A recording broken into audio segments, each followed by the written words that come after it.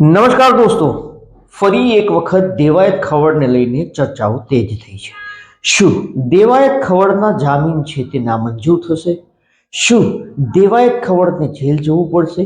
શું દેવાયત ખવડ છે તેને રિમાન્ડ આપવામાં આવશે? આવા સવાલો ઉઠ્યા છે. શું કારણે આ સવાલો ઉઠ્યા છે? આજે શું કોર્ટમાં થવાનું છે? અને દેવાયત ખવડની મુશ્કેલી વધી શકે છે કે કેમ? આ તમામ મુદ્દે વાત કરીએ.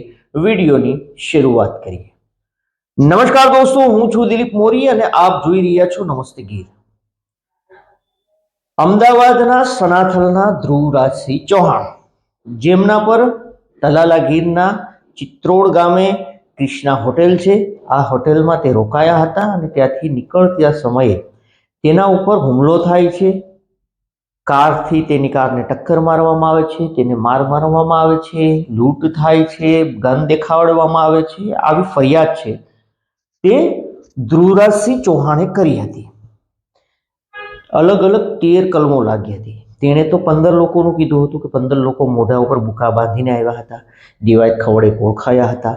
અને આ સમગ્ર મામલે પોલીસે દેવાયત ખવડની શોધખોળ શરૂ કરી હતી. સૌપ્રથમ દેવાયત ખવડની 2 કારો છે જે એને ગુનાની અંદર વાપરેલી, એક ફોર્ચ્યુનર કાર અને ક્રેટા કાર. આ બંને કારો છે તે આ વિસ્તાર છે અવાવરૂ જગ્યા, એક પીઠળ માતાનું મંદિર છે ત્યાંથી મળી આવી હતી.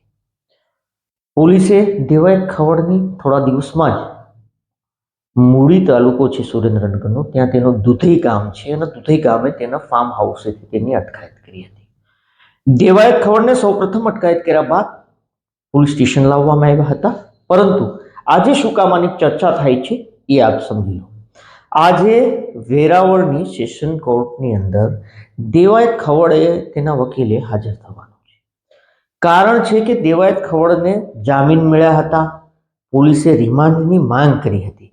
પોલીસે કોર્ટને કહ્યું હતું કે ગુનામાં વપરાયેલી અમુક કારો, અન્ય અથવા તો વાહનો અથવા તો જે લૂંટના પૈસા છે, ગન છે, આ સિવાયના ઘણા બધા એવિડન્સ છે તે એકઠા કરવાના છે, રિકવર કરવાના છે, જેથી અમને 7 દિવસના દેવાયત ખવડના રિમાન્ડ આપવામાં આવે.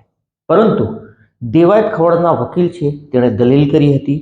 તેમનું કહેવું હતું કે આ અટકાયત છે તે ગેરકાનૂની છે. દેવાયત ખવડ અને તેની સાથે તેના 6 સાથીઓ, મતલબ કે કુલ 7 લોકોની અટકાયત ગેરકાનૂની છે. આ જબરજસ્ત દલીલો ચાલી હતી. રાતના 10 વાગ્યા હતા. એના વકીલનું કહેવું હતું કે કોઈ પણ આરોપીને જ્યારે આવા કેસમાં પોલીસ પકડે છે તો એને વોરંટ આપવાનું હોય છે, એને જાણકારી કરવાની હોય છે, શું કારણે તેને પકડ્યા છે, આ તમામ વિગતો આપવાની હોય છે, જે પોલીસે નથી આપી 22(1)ની કલમ મુજબ. અને તેના કારણે દેવાયત ખવડને રિમાન્ડ નહીં પરંતુ જામીન આપવામાં આવે. કોર્ટે તેને જામીન આપ્યા હતા. પરંતુ કોર્ટે આ જામીન આપ્યા બાદ સરકાર પક્ષે પોલીસ છે તેણે રીટ દાખલ કરી હતી વેરાવળ કોર્ટની અંદર કે દેવાયત ખવડ છે તેને જામીન નામંજૂર કરવામાં આવે, જેથી કરીને પોલીસ આગળની એની અટકાયત કરીને તપાસ કરી શકે છે. સૌપ્રથમ જ્યારે કોર્ટે આ જામીન આપ્યા ત્યારે દેવાયત ખવડને ફરી એક વખત 151ની કલમ મુજબ તલાલા પોલીસે તેની અટકાયત કરી હતી, સુલેહ શાંતિનો ભંગ કરવા બદલ. એમાં પણ તલાલા મામલતદારે તેને સાંજે 5 વાગ્યાની આસપાસ જામીન આપ્યા હતા. તો 2 જામીન એ દિવસે મળ્યા હતા અને દેવાયત ખવડ છે અહીંયાથી રવાના થયા હતા. પરંતુ પોલીસે, સરકાર તરફે પોલીસે આ રીટ દાખલ કરી હતી કે દેવાયત ખવડના જામીન નામંજૂર કરવામાં આવે, જેથી કરીને આ સમગ્ર મામલે કોર્ટ છે તેને સૌપ્રથમ 28 તારીખ આપી હતી. 28 ઓગસ્ટના રોજ આ કેસને લઈને કોર્ટમાં ફરી એક વખત બહસ થવાની હતી. પરંતુ 28 તારીખે જજ રજા ઉપર હોવાના કારણે 30 તારીખ આપવામાં આવી હતી, 30 ઓગસ્ટ. 30 ઓગસ્ટે દેવાયત ખવડે ના કેસની સુનાવણી થવાની હતી. પરંતુ ફરી એક વખત કોર્ટ છે તેને આજની તારીખ, મતલબ કે 3 સપ્ટેમ્બર આપી છે. અને આજે દેવાયત ખવડ, તેના વકીલ, તેના સાથીઓ કોર્ટમાં હાજર થશે અને આજે આ સમગ્ર મામલે કોર્ટ છે તે સુનાવણી કરશે કે દેવાયત ખવડના જામીન નામંજૂર કરવા કે મંજૂર યથાવત રાખવા. તો આજે આ સમગ્ર મામલે કોર્ટ છે તેમાં સૌ કોઈની નજર છે છે। હવે સૌ કોઈની મીટ છે તે ત્યાં માટેલી છે કે આજે શું કોર્ટ આ સમગ્ર કેસને લઈને શું નિર્ણય કરે છે। હવે આપ સમજી લો કે દેવાયત ખવડ અને તેના જે સાથીઓ છે તેની દુધઈ ગામ છે ત્યાંથી અટકાયત કરી, તેના સાથીઓની ગોદાઈ કે અન્ય જગ્યાએથી અટકાયત કરી, તો કુલ 7 લોકોને સૌપ્રથમ ઈણાજ ખાતે જે એસપી ઓફિસ આવી છે એલસીબીની, ત્યાં એલસીબી લઈને પહોંચી હતી, ત્યાં પ્રેસ કોન્ફરન્સ કરી હતી એસપી દ્વારા, અને ત્યારબાદ આ લોકોને તલાલા પોલીસને સોંપ્યા હતા। ત્યાં દેવાયતભાઈ ખવડ અને તેના સાથીઓને જેલની અંદર એ રાત્રે રહેવું પડ્યું હતું। તે એ દિવસોમાં તહેવાર હતો તો પાઉંભાજીની જે ભાજી અને રોટલી અને દાળ ભાત શાયદ, તો આ જમવાનું રાતે દેવાયતભાઈને અને તેના સાથીઓને એ જમવાનું તે દિવસે આપ્યું હતું। બીજા દિવસે તેને કોર્ટની અંદરથી જામીન મળે છે। જામીન મળ્યા બાદ એ દિવસે પણ તેને ત્યારબાદ પોલીસ અટકાયત કરે છે। એ રાત્રે જ્યારે 10 વાગ્યાની આસપાસ તેને જામીન મળી જાય છે, પરંતુ એ દિવસે પણ તેને રાત છે તેને પોલીસ સ્ટેશને વિતાવવાની હતી।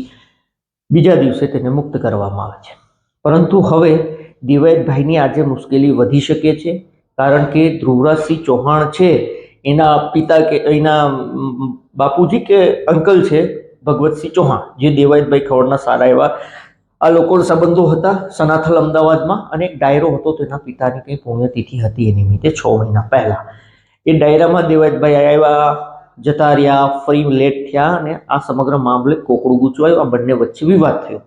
દેવાયત ખવડનો ડ્રાઈવર છે તે કાર લઈને આવતો હોય છે તેની, અને એ કારને એને ઉતારીને એ કાર નદીની અંદરથી અથવા તો પાણીના તળાવ અંદરથી મળી આવે છે, અને આ મુદ્દે આ બંને વચ્ચે જંગ છેડાયો હતો, અને ત્યારબાદ સોશિયલ મીડિયામાં ખૂબ આ એકબીજા છે તે આ મુદ્દે ચર્ચાઓ, એના વિડીયો વાયરલ થતા હતા। પરંતુ આ સમગ્ર મામલે એવું કહેવાય છે કે દેવાયત ખવડ છે તે નજર રાખી હતી, અને આજે ધ્રુવરાજસિંહ ચૌહાણ છે તે અહીંયા ગીરમાં રોકાણા હતા, સોમનાથ દર્શન કરવા ગયા હતા, ત્યાં કૃષ્ણા હોટેલમાં તલાલાના ચિત્રોડ ગામે એને સ્ટેટસ મૂક્યું હતું અથવા તો ઇન્સ્ટામાં વિડીયો મૂક્યો હતો, જેની જાણકારી આ લોકોને મળી હતી, અને ત્યારબાદ તેના ઉપર હુમલો થાય છે।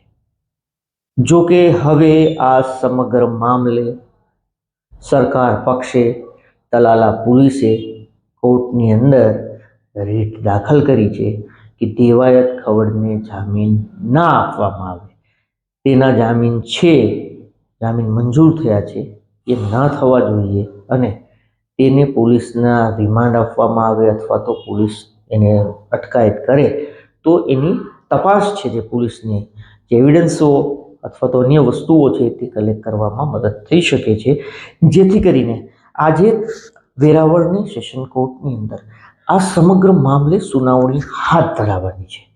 જોવું એ રહ્યું કે આ સુનાવણીની અંદર દેવાયત ખવડ અને તેના સાથીઓ હાજર થાય છે કે કેમ, અથવા તો તેનો વકીલ આવે છે કે કેમ, કારણ કે તેનો વકીલ આવશે, દેવાયત ખવડ અને તેની સાથેના જે મિત્રો છે તે આવે છે કે કેમ, કારણ કે ગયા વખતે પણ દેવાયત ખવડ જ્યારે અહીંયા વેરાવળ કોર્ટની અંદર તારીખ હતી ત્યારે એ તલાલા પોલીસ સ્ટેશન હતા અને તેના વકીલ છે તે કોર્ટની અંદર હતા 28 તારીખે।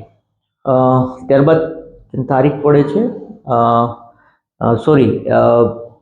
એ સમયે દેવાયત ખવડ આવ્યા હતા ત્યારે તલાલા પોલીસ સ્ટેશને તે બેઠા હતા અને ત્યાં કોર્ટની અંદર તેના વકીલ હતા, પરંતુ હવે દેવાયત ખવડ અને તેના સાથીઓ કોર્ટની અંદર આવે છે કે ગીર સોમનાથ જિલ્લામાં એન્ટ્રી કરીને અન્ય જગ્યાઓ પર રોકાય છે કે કેમ, આ હવે જોવું રહ્યું, અને આજે આ સમગ્ર મામલે કોર્ટ શું નિર્ણય કરે છે એ પણ હવે જોવું રહ્યું। પરંતુ દોસ્તો, આપનું આ તમામ મુદ્દે શું કહેવું છે, શું માનવું છે, આપ જરૂરથી કમેન્ટ કરીને જણાવજો, અને આવા જ અવનવા વિડીયો માટે આપ અમારી યુટ્યુબ ચેનલ નમસ્તે ગીરને સબસ્ક્રાઈબ કરો। અગર આપ આ વિડીયો ફેસબુક અથવા ઇન્સ્ટાગ્રામ પર જોતા હોય તો ફોલો કરો, કારણ કે કોર્ટના હરેક નિર્ણય છે, હરેક સુનાવણી છે તેને લઈને તમામ વિડીયો છે તે આપને સીધા પહોંચતા રહે, જે હેતુથી સબસ્ક્રાઈબ કરો, ફોલો કરો।